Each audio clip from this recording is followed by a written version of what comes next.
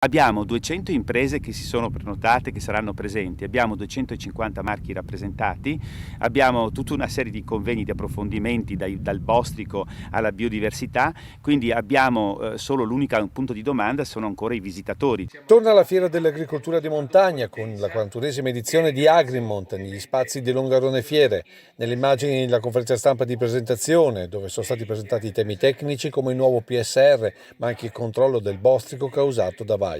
E ancora la comunità del cibo con il centro consorzi, la potatura, le api fino al confronto sul protocollo per i veterinari del Veneto proposto dall'Associazione regionale degli allevatori.